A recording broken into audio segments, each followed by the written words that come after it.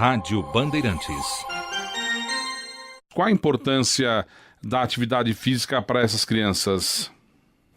Na verdade, assim, a ideia é fazer com que essas crianças, nesta faixa etária, elas aprendam com o movimento e se desenvolvam através do movimento. Então, as aulas propriamente de educação física, nós nunca colocamos como atividades de competição, e sim atividades lúdicas, atividades de recreação, trabalhando sempre com elas as qualidades físicas básicas, por exemplo, a flexibilidade, o esquema corporal, a orientação espaço-temporal, entre outras qualidades físicas. Nesse tema da pesquisa, a importância da expressão corporal e do movimento, bem como do trabalho docente para o desenvolvimento das crianças de 0 a 5 anos, o que trata essa pesquisa, Márcio? Na verdade, é fazer com que as crianças elas sejam mais ativas. Então, nós precisamos, através do movimento, mostrar para essas crianças que é importante fazer algum tipo de atividade física. Eu sei que elas são novas, né? Aí a faixa etária de 0 a 5 anos, e por conta disso, a gente tenta envolver os pais nessa pesquisa, né? Nesse trabalho. Uma das atividades utilizadas é a matroginástica, que é atividade junto com pais, né? Pai, mãe ou família, né? Então, é importante que o pai, e aí não só nas atividades físicas, mas também em todo o processo educacional, que ele participe da formação da educação do seu filho. A matroginástica significa, então, que o pai participe da atividade física com o filho? Isso, exatamente, né? Ele é uma atividade física junto com pais e filhos, né? É claro que isso no currículo normal, durante as aulas de educação física, é meio difícil da gente tá conciliando porque o pai está trabalhando, mas nós fazemos aí outras atividades fora do período, né, de aula, em final de semana, em que a gente aproveita aí a participação do pai e da mãe. Em recentes congressos sobre esse assunto, que números existem a respeito de crianças obesas ou com sobrepeso, Márcio? Hoje em dia a gente já está vendo um congresso recente que teve no Rio de Janeiro esse final de semana, que 30% dessas crianças já estão obesas ou sedentárias, né? E isso realmente é de extrema preocupação nossa, né? Porque uma criança sedentária hoje, além dela ter uma grande propensão de ter a obesidade, que é uma doença, e não só a obesidade, mas outros tipos de doenças que são oriundas do sedentarismo, por exemplo, doenças do coração, diabetes, hipertensão. Então, é extremamente preocupante esse dado, né? Então, é importante que a gente passe essa conscientização para essa geração agora, né? Para que a gente já, daqui a 20 anos, 15 anos, a gente não tenha uma geração doente lá na frente. Os pais compreendem a importância da aula de educação física? Hoje em dia, André, assim, tá mudando um pouquinho essa opinião, essa visão, né? Por quê? Porque a gente está vendo muita doença. Então, hoje em dia, a gente está conseguindo mostrar para os pais que o melhor remédio que se tem é fazer atividade física.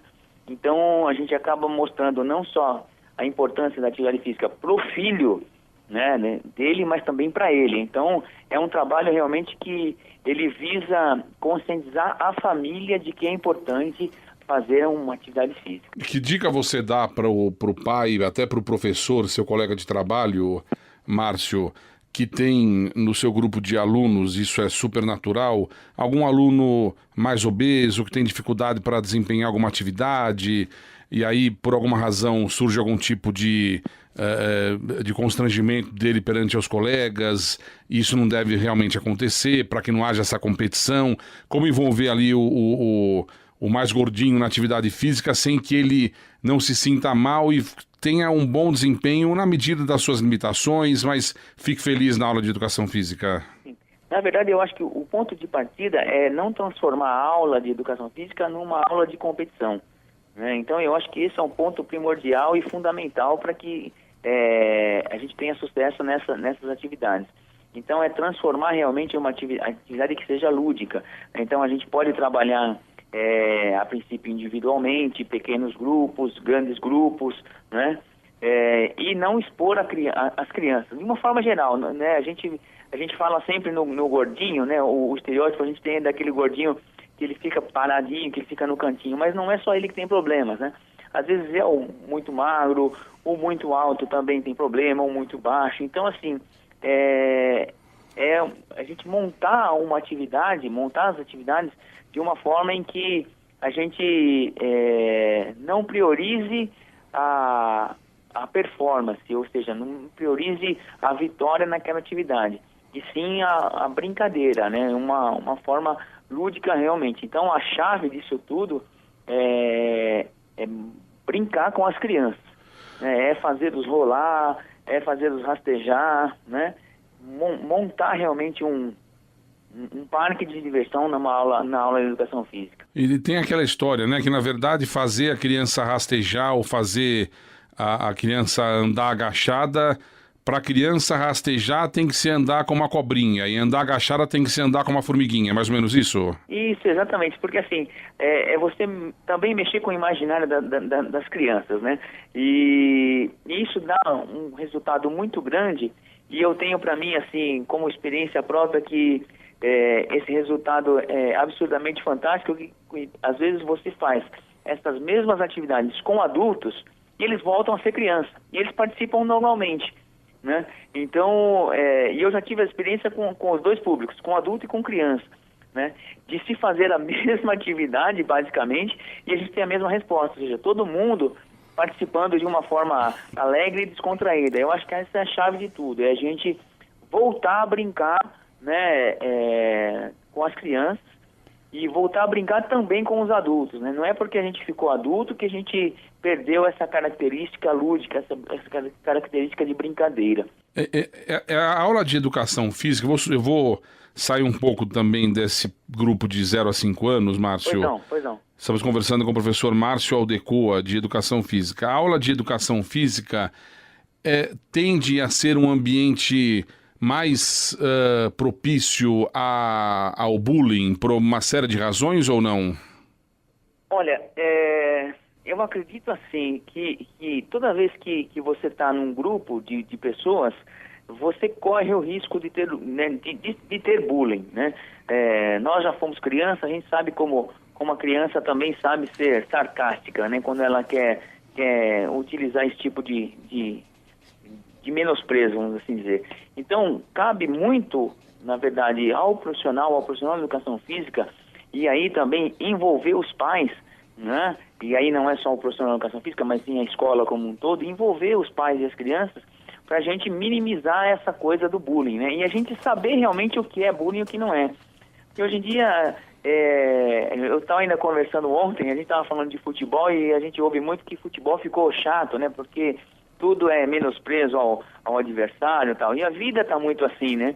Então tudo é bullying, tudo é menosprezo, tudo é preconceito, e eu acho que a gente está indo por um lado que é muito perigoso, que daqui a pouco a gente vai complicar muito a educação. Então a gente precisa saber realmente o que é bullying, né? Quando que você está, e você, para isso, a gente tendo contato com a nossa turma, você sabe realmente quando aquela criança ela está querendo sacanear, vamos assim dizer, o amigo ou não, né? Então a gente também tem que ser um pouquinho maleável e ter esse termômetro para saber controlar também o quando é e quando não é, né? Mas respondendo aí a sua pergunta, eu acredito que toda vez que você está num grupo, o grupo sempre vai favorecer o bullying. Os especialistas que tratam desse assunto, isso não é a minha área, mas conheço alguma coisa, pelo menos dos nomes. Piaget, Vygotsky, Emília Ferreiro, Henri Vallon, Montessori, de que maneira Paulo Freire tratam a questão do desenvolvimento corporal na infância? Em linhas gerais. Eu tive contato um pouco com o construtivismo, que é da Emília Ferreiro, né? E assim, como que eu mais se encaixa, vamos dizer, ou me encaixo, né? Eu acho que a gente tem que fazer com que a criança realmente construa o seu conhecimento, e nesse caso, no caso da educação física, com que ela construa, né, a sua educação física. Eu não posso, o que eu quero dizer com isso? Que eu não posso impor para a criança que uma determinada atividade é melhor do que outra. Porque eu, professor Márcio, talvez eu tenha uma facilidade para uma atividade e a outra. Então eu tenho que expor a atividade para a criança e fazer com que ela construa esse conhecimento a partir dessas experiências, né, para que ela seja um adulto feliz. Eu vejo nesse sentido, né? Eu me encaixo mais nessa linha do construtivismo. A matroginástica, a ginástica em família, fale um pouco mais sobre os objetivos, os benefícios e exemplifique, por favor, Márcio, que tipo de atividade pode ser desenvolvida entre pai e filho num sábado na escola, numa tarde, por exemplo? Sim, na verdade, a gente quer passar para o pai, e aí principalmente, acredito, para o pai, algumas possibilidades que ele pode vir a trabalhar sozinho com o filho em casa também, né? Então pode trabalhar com o filho, com o sobrinho, fazer, assim, não é ensinar a brincar, mas o que ele pode fazer, e mais do que isso, né? Se a gente estiver, por exemplo, brincando de uma carriola, né? Não sei se o pessoal acho que vai entender o que é carriola. Eu segurar os dois pés do meu filho e deixar ele com as mãozinhas no chão e eu fazer ele andar com as mãos, né? O que eu estou trabalhando com isso? Eu estou trabalhando só a força de braço do meu filho? Não é isso. Eu estou trabalhando também a segurança, a confiança, né, do meu filho, porque ele sabe que eu vou estar segurando o pé dele, que se eu soltar ele não vai cair, né? E isso eu posso transmitir em outras atividades. Então, é uma atividade, a matroginástica, que a gente proporciona um tempo da família com aquela criança, né? E tentar resgatar isso, principalmente na memória do pai.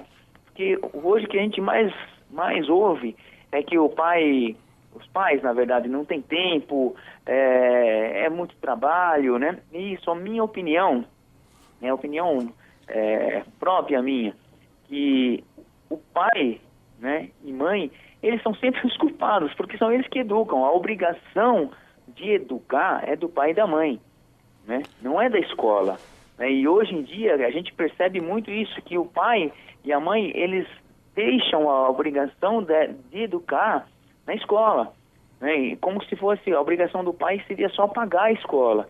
E eu acho que isso não é por aí, né? Eu sei que isso pode gerar uma grande discussão, mas na minha opinião é isso. Então, se você se eximir da sua responsabilidade, você não vai poder falar mal do seu filho lá na frente. Então, hoje em dia, a gente está numa situação em que, no meu ver, que o pai e mãe, eles deixam a educação do filho com a escola, né? E a gente quer tentar, através da matroginástica, é claro que isso é um momento muito curto e tal, mas sim contribuir com a sociedade nesse sentido também, de proporcionar um espaço para o pai e para a mãe e para a família, né? Perceber que são atividades simples, às vezes de um corre-cutia, de uma brincadeira de roda, que às vezes a gente fala, nossa, mas que brincadeira boba de ficar cantando numa roda. Não, mas o que você está trabalhando ali? Fisicamente, você está desenvolvendo a criança, né, na sua capacidade respiratória, na sua agilidade e tal, mas o que você está trabalhando a mais? A confiança, né, o convívio do pai, que eu acho que isso que está faltando na nossa sociedade, infelizmente. E, Márcio, você acha que poderia ser uma boa ideia, por exemplo, numa casa, desde que a criança tenha condição de fazer isso, não tenha almoçado, não tenha jantado naquele momento, para evitar qualquer problema, uma criança que está brincando no computador e quer pegar o smartphone do pai no outro quarto, o pai comenta com ela assim, olha, tudo bem, nós vamos pegar, só que desde que a gente faça a carriola daqui até o quarto, pode ser, não? Eu acho que pode ser, né? Eu acho que qualquer estímulo, André, é válido hoje. O importante é que o pai, principalmente, ele entenda, né, esta mensagem, o que ele está querendo fazer com essa carriola, né? Ou então, melhor, a gente fala, eu quero brincar com o seu smartphone, então a gente vai de carriola e aí nós vamos fazer uma atividade qualquer. Se foi depois da janta, não precisa ser uma atividade física propriamente dita, mas aí eu posso jogar um jogo, por exemplo, né, que você não vai estar trabalhando o físico propriamente dito, mas você pode estar trabalhando a percepção sensorial da criança, por exemplo. Você pode estar orientando a criança de uma outra maneira, em que também a gente usa essas atividades na educação física. Então, não é porque a gente não está se mexendo que a gente não acaba também trabalhando o físico da criança, porque eu posso estar nessa hora dessa brincadeira, não só da carriola, mas também lá num jogo qualquer, eu posso estar estimulando a criança amanhã ela a fazer uma atividade física. Mas essa troca que você colocou na pergunta, né, a gente vai de carriola, pode ser um início, sim. Eu vejo dessa forma. Uma forma mais foi mais uma pergunta, uma brincadeira que eu fiz com você para motivar de que forma o pai pode estimular o filho a não ficar só em frente ao computador, né? E quanto mais, ou então ele pode, né? Ele pode também falar assim, olha, em vez da gente jogar o smartphone, né? A gente vai fazer o golaço no smartphone, a gente vai fazer um golaço aqui na sala, né? Não precisa se jogar com bola, mas eu acredito que no nosso tempo a gente jogava até com tampinha, jogava com a mão, né, tampinha. Então, tudo é válido, né? Eu acredito que é válido, sim. O máximo que pode acontecer é a mãe ficar brava com a mão suja do filho ou com a bagunça na sala. Com certeza. Tá certo. Certeza. Aí a gente vai ter que envolver a mãe também, num certo sentido aí, né? Porque senão vai ser um problema. Tá certo. Nós conversamos aqui no Bandeirantes Acontece com o educador físico Márcio Aldecoa, que ao lado da pedagoga Sueli Aparecida, que é autora do projeto, discute a importância da expressão corporal e do movimento, bem como o trabalho docente para o desenvolvimento das crianças de 0 a 5 anos. Márcio, obrigado pela entrevista, até a próxima. Obrigado, André. Estamos à disposição. Um abraço para você também, tudo de bom. Um abraço.